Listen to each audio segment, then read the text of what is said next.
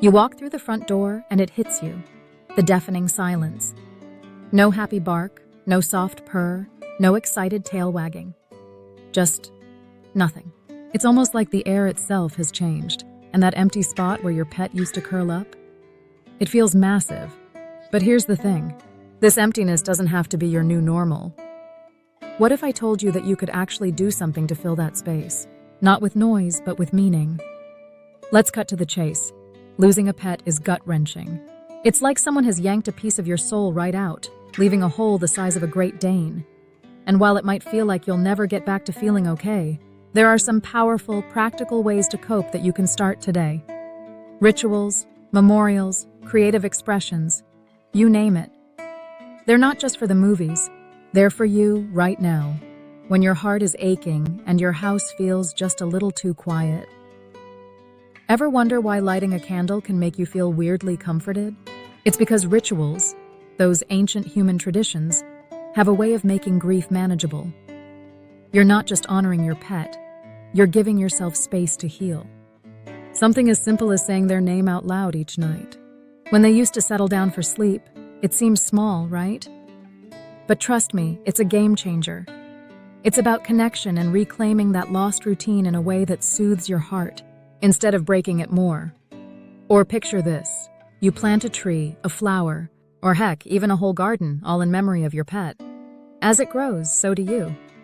Your grief? It starts to transform, because instead of focusing on the empty space, you're watching something new come to life. It's a living, breathing tribute that brings a sense of renewal every time you tend to it. You might even find yourself talking to the plants. Hey, no judgment. Nature's weird like that. It has this sneaky way of helping us heal. Now let's get creative. Grab a notebook, a pen, and just write. Write a letter to your pet.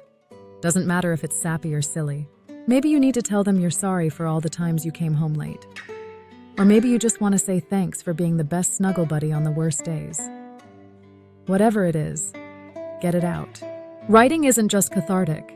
It's like giving your emotions a place to breathe, instead of letting them fester in that quiet corner where their bed used to be. And speaking of creative outlets, ever thought of turning your grief into art? Paint a picture, sculpt something, or make a scrapbook. You don't need to be Picasso. This isn't about impressing anyone. It's about putting your feelings into something tangible. Plus, the beauty of art is that it doesn't judge. Whether it's messy or polished, each brushstroke or page is a tribute to your pet, and it can give you something to hold on to when the grief feels overwhelming. If you're more into action than reflection, how about starting a small memorial? A little plaque where they love to walk, a stone in the garden, or even a framed photo in a spot they always claimed as their own. These aren't just for show. They give you a physical place to go when the sadness hits, a sanctuary where you can remember the good times and let your grief become something you can visit instead of something that follows you everywhere. Here's the kicker. Grief shared is grief halved. Yeah, it's cheesy, but it's true. That's why pet loss support groups exist. Imagine being in a room, or even an online chat, with people who get it. People who won't tell you, it's just a dog. Or, why don't you just get another cat? In these groups, you're not alone. You're surrounded by people who understand that this loss is huge, and that feeling sad isn't something to rush through. It's something to embrace, and together, you figure out how to heal. But what if none of this feels like enough? What if, despite all these rituals and memorials and creative outlets, you still feel stuck? Then it might be time to bring in the professionals. Pet loss therapy isn't some over-the-top dramatic thing. It's just about having someone to guide you through the most difficult parts of your grief. Whether in one-on-one sessions or group therapy, a professional can help you process what you're feeling without judgment. And sometimes, that's exactly what you need to start moving forward. You don't have to just get over the loss.